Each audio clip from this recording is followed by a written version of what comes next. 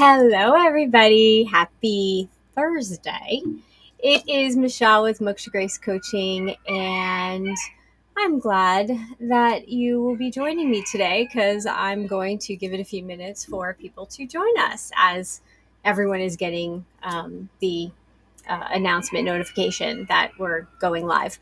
Um, Today, we're going to be talking about purpose and motives and the things basically that make us tick and want to do what we want to do. And excuse the roosters because their purpose is to protect the chickens, which is why they're crowing, probably because there's a hawk somewhere. So they're serving their purpose. And that's their motive in life. Um, but I am an emotional liberation coach. And what that means is that I help people really understand their emotional intelligence so they can have better relationships, they can have a better career, they can maintain their peace and their calm in a more controlled way. Because let's face it, the only thing we really have control over is ourselves. And believe it or not, we do have control over our emotions. Sometimes we have to take a minute. Sometimes we can lose it, and that's okay. We have to give ourselves some grace when those things happen. But the more you know about yourself, the more you understand who you are and how you tick, the less that will happen. And that's why everything gets better. And even your relationship with yourself. So, if you're here and you're joining us, please make sure that you drop a hello in the comment. Let me know, where you're tuning in from, as far as literally where you're located, and if you have any questions or comments, please, chime into this conversation. This is definitely an interactive conversation. Before we get started, why don't we bring ourselves into the moment? Because we've had some guests on lately and we've been saving it for the end. And I think we need to get back in the practice of doing some deep breathing. So let's just take 3 big breaths and we're going to hold at the top. And then I want you to really slowly exhale and do it quieter and more quiet as you go on. Okay. So big deep breath in. And then hold it. 3, 2, 1. Slowly exhale.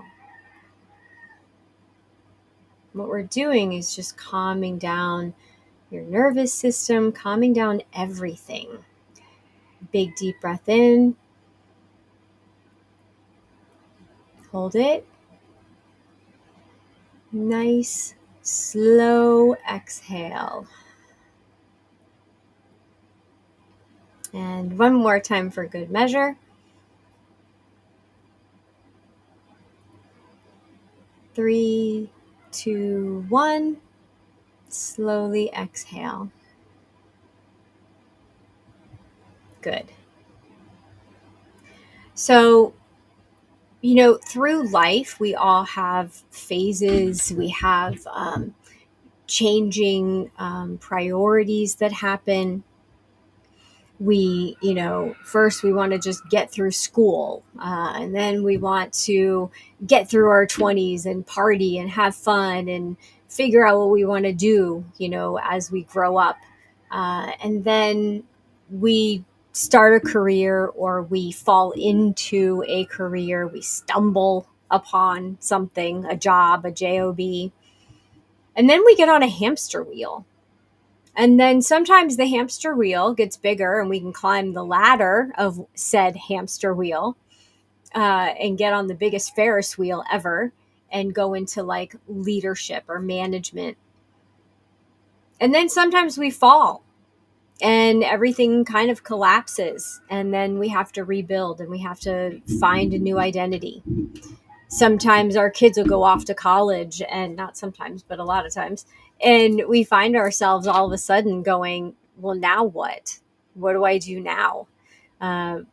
Who am I on the other side of like this parenthood? You're always a parent, but we're not always as focused when our kids are adults. Sometimes we um, take a new job or start a new career and we lose income, right? Our income level drops, or maybe it goes higher. Either way, it's a life transition and it's a new identity that we have to step into. And what does that look like? But more than that, it's taking a step back and going, what is our purpose? And so a few months ago, I was kind of going through this, a little bit myself, and kind of like, well, why am I doing what I'm doing? And, there's other things that I could be doing. There's other things that I'm called to. And what is my purpose? And my coach, good coaches have good coaches. My coach asked me again, who am I? Well, he said, who are you?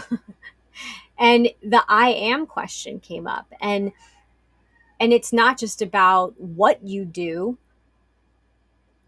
it's about why you're doing it and who are you internally that makes it the right fit for you. And so I stumbled upon, and I don't even remember how I stumbled upon it, this book called The Motive. I remember I was listening to a podcast, an Alex Hormozy podcast, actually, and he mentioned that his wife left the book out. And wives or husbands, if you've ever done this, you kind of leave a book on a table and you just hope someone picks it up and then they read it. And so that's what his wife did, left the book out, and he started reading it. It was a very small book, and he read it. And it's basically a parable, and it just tells the story of a story to teach. And when he was done reading it, and he was up very early and read it, when his wife woke up, he apologized to her, and he was like, I'm sorry, I have not been a very good CEO. And what the book talks to the reader about is, why are you doing what you're doing? And if you haven't read it, I would absolutely suggest that you read it, no matter what level you're at, because I think it's important. It's an important lesson. Why are you doing what you're doing? And some of the takeaways from me, and the author of the book, by the way, is Patrick Lencioni, Lencioni.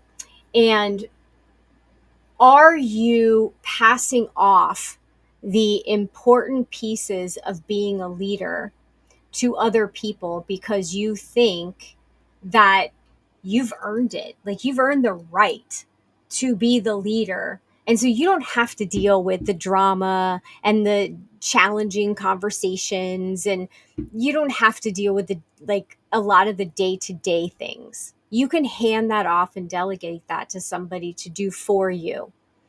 And then you lose touch with the people that you trust to do the work that you love, right? Allegedly, you love your business, you love what you're doing.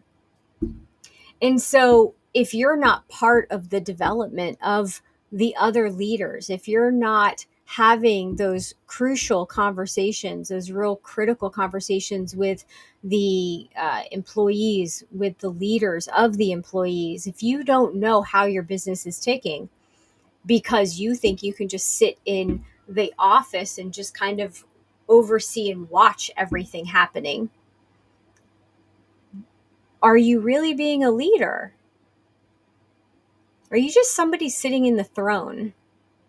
And that was kind of what the book was asking, was, do you feel that being a leader was something that was just a challenge for you to get to? Or do you really enjoy leading people and helping them grow, helping them expand and learn?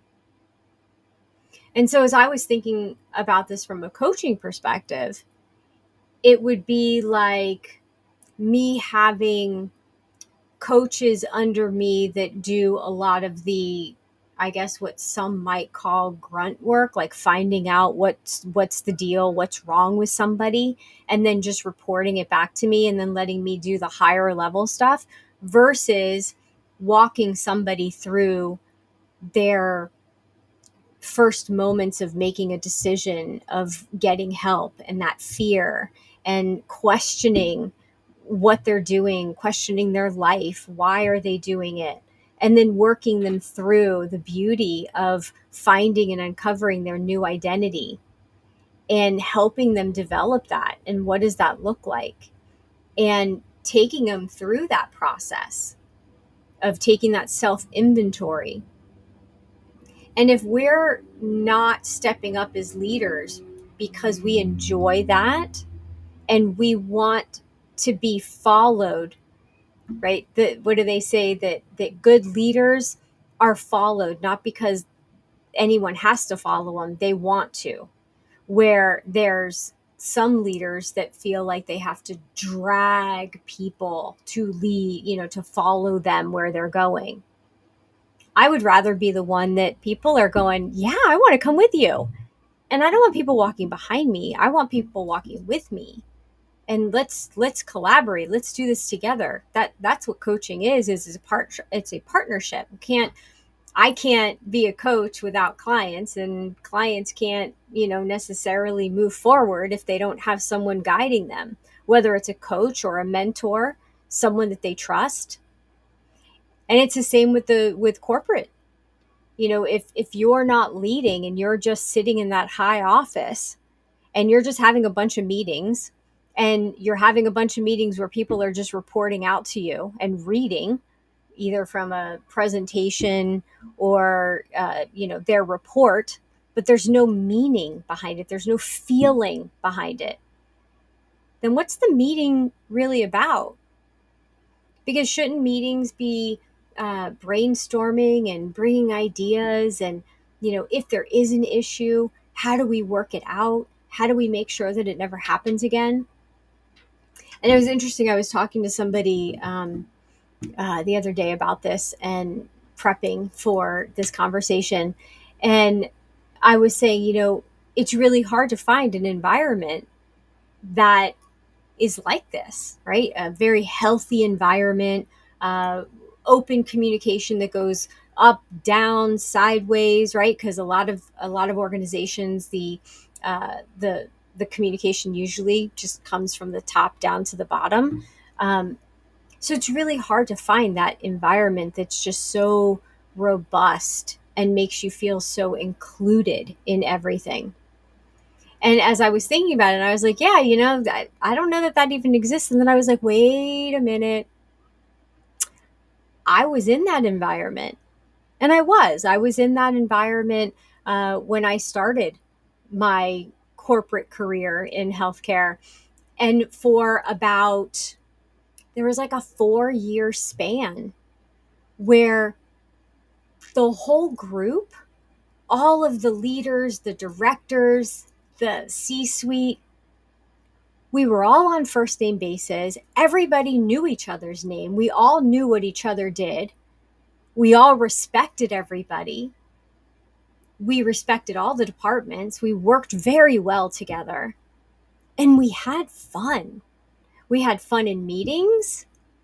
And there's always that, one-off meeting where like, oh gosh, we're going to talk about this today. It's a more challenging meeting.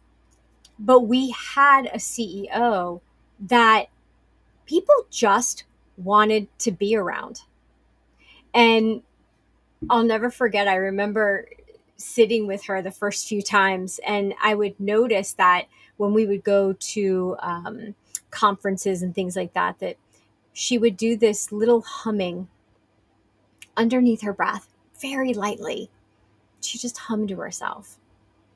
And I remember thinking to myself, it's calming. It's calming. I don't know if she's doing it to calm her or calm me, but it's calming. And wait a minute, she's a person. She's a human. She's just like everybody else. And when I say that this CEO was so graceful in everything that she did, she really made you want to be a better person, a better leader. And so as I was reading this book, The Motive, I thought about her because she got it. versus the others that I've worked with. And there have been some good CEOs, and there have been some that did it just for the climb. And then once they got there, they didn't really want to work. They wanted to just sit in their office or go and just do whatever they wanted to do, but they didn't want to have anything to do with the building of the company. And so in the book, it has you ask yourself questions and to go through those questions and write down your answers and really ponder them. You know, why are you doing what you're doing? Do you want to be a leader because you want to lead? Or is this just a challenge to a goal to achieve and say, I got here? I got there. Yay. I'm here. And so, what is the motive behind what you're doing? And so, once you figure that out, and then we can start diving into, at the same time, looking at your purpose, the who are you? You know, I'm not just a coach. That's what I do. But who am I? I'm a compassionate, loving person that lets her heart lead her and just wants to help others get where they want to go, wherever that may be. And I am a person that likes to walk them there, to help guide them. You got a question? I'm there. And for me, that's what it's about. And it's not just about business. It's how I do what I do, how I am in any situation. And I think that's something else that we have to ask ourselves. How are we when we're with people? And how are we when we're not around anybody? And is it the same? Because that's something else you have to think about. You know, there's a saying, how you do anything is how you do everything. And so if you're constantly just wanting the material things, if you're constantly just wanting to be perfect, if you're constantly just wanting to get ahead of, one up on someone else, what is your purpose for that? What's your purpose on earth? What are you adding? Are you adding value? And you might be, but that's a question for you to look into. And if you're waking up every day and you don't know who you are and you don't know what you want to do, then that's a question in itself, right? That's something that you need to look into. And what should you do? And it's so interesting because I'll talk to people and I do a lot of networking conversations or relationship building conversations. And when someone says, you know, I don't know what to do next. And I'm like, well, tell me what you're good at. Tell me what you love. Let's take an inventory. You know, what are the things that you know? What are the things that you prefer to do more of? What are the things you prefer to do less of? What are the things you don't want to ever do again? And let's look at that as a whole. And what inspiration comes from that? Just recently, I was talking, well, it's been over a few weeks, where there's been this realization that doors can be shut and bolted, but they can be reopened when the time is right.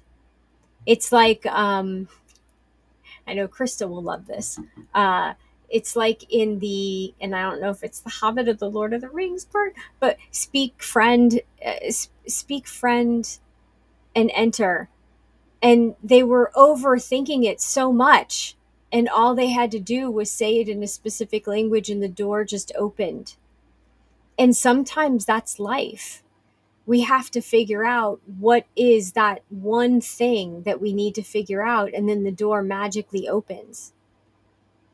And I feel like that's something that's happened in the last few weeks. Speak, friend, and enter. Yeah, Fellowship of the Rings. Thank you, Krista. um, yeah, they didn't send their men out to war and stay in their comfy homes. Ancient leaders actually led. And you can watch Fellowship of the Rings, actually, The Return of the King, and you can see that because, yeah, Aragorn's right in front. But anyway, we won't get into all of that, which I love. And if you want to see true leadership, watch those movies because you will see what leaders are. And I know that sounds like so crazy and so silly to think about that, but that is a brilliant set of books. And yeah, if you ever need a motivational speech, you should tune into one of Aragon's speech. But anyway, I digress. But really understanding that doors can reopen. And it's when you accept where you are and that potentially you have some kind of limiting belief that's keeping that door locked.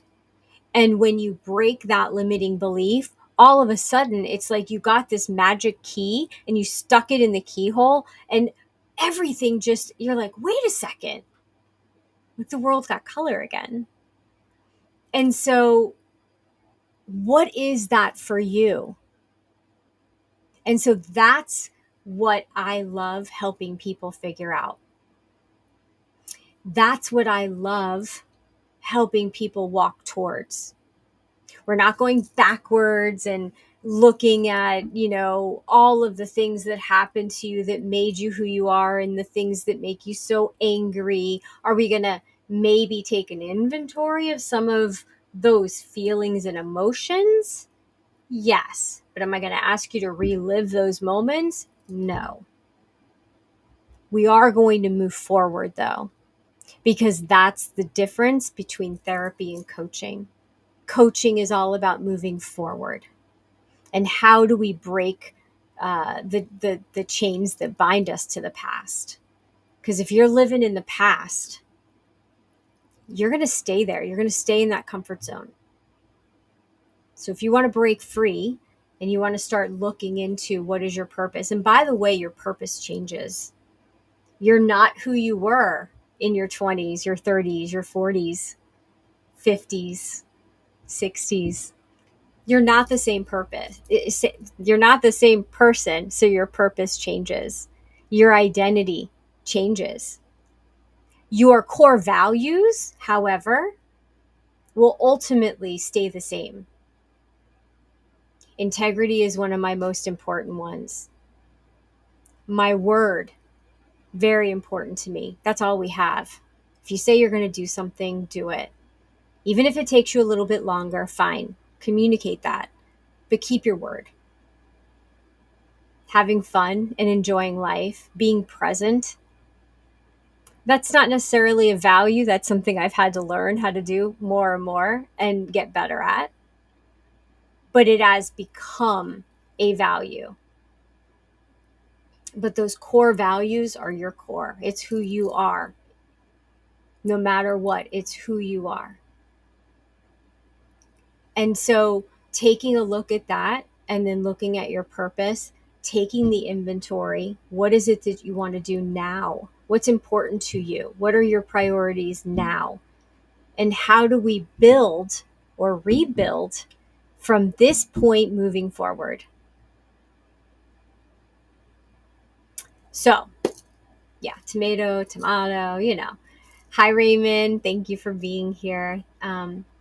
Any questions? Any thoughts on what we're talking about? Because this is really important, and a lot of people are going through this right now. There's a lot of changes happening in the world. There's a lot of changes happening in industries. And so people are leaving one career, pivoting to something else. They don't know what they want to pivot to. They want to grow. They don't want to grow. How many times have I heard people say, yeah, I could become a manager, but gee, I don't want all that responsibility and it's going to take me away from my family and I'm going to have to work more hours. Really? Because that sounds like you don't know about how to, put up some, not barriers, but boundaries. You don't know how to manage your time. And then that's something that we can take a look at. But taking responsibility and being a leader, it is an honor. It is an honor. It's not just something to achieve and put up on a shelf and go, see, I did it. Because that's not a real leader. A real leader is going to pull their sleeves up and get in the mud puddle with you when things get rough. And they're going to help. And they're going to cheer you on when you need it. And they're going to give you that extra motivation. Those are true leaders. And you see them. You can see them in kids. Kids, you can see. They'll be acting that way. And you know, if they continue on, they're going to be great leaders. If they have the right mentors. And if the spark keeps getting fanned. If they keep believing in themselves. And sometimes we lose our way. And we need to rebuild our confidence. And we need to build our belief in ourselves. But it makes us stronger, doesn't it? Everything we go through makes us stronger. When you go to the gym, you gotta continually increase the weights that you lift, or you won't increase the muscle that you're building. You can't always be working out with the 5-pound weights. I like to work out with the 5-pound weights, but you can't always do that. So, what I have done to help increase the amount of people that I can impact and help walk through this is I've created a subscription coaching, and basically it's a community. You show up weekly. You sign up for a month. You show up weekly. You get coached. We have assignments, activities, fun things that we're going to do, because this work doesn't have to be so scary. It doesn't have to be so frightening. I said to someone the other day, teddy bears can be scary too if they're not in the light and they're in the dark. So it doesn't have to be scary. It can be fun finding your new way and tapping into what you haven't tapped into yet, or what you thought you lost. And that's what we're going to get to do. And we're going to rebuild your identity piece by piece. And so we're going to meet on Thursdays. So tonight is the first big night, and we start at 8:00 Eastern. I wanted to make sure everybody could be included. It's a subscription. So you join for a month, you join for 2 months. If you decide you want to take a break, take a break. Join for a year. Whatever is good for you, because this is about you. It's not about me. I'm just here to help you as you need it. So that's the Odonata community. There'll be a closed Facebook group that'll be just for the Odonata group. And it's very easy to sign up. You can see the link underneath me scrolling. So I hope to see you there. I've made it extremely low cost for a reason. There's a lot of people out there, like I said, that have never tried coaching. They don't know what it is. Kind of scary, or they're afraid of it. They don't know what I have to do. And then there's some that have had a lot of coaching, and maybe they don't want a full on, 3-month deep dive, and they just want some fellowship. They just want to be a part of something and learn some things along the way. So I hope to see those of you that are interested. I hope to see you there tonight. Otherwise, I will see you next week on Shockingly Delightful, and then Moment of Presence on next Thursday. And I look forward to just interacting with you in the community, in Calm the Chaos group, and on Facebook. and just seeing how you grow. And remember, every day can be a good day or a bad day. You get to make that decision. That's your choice. So choose wisely. And I'll talk to you later.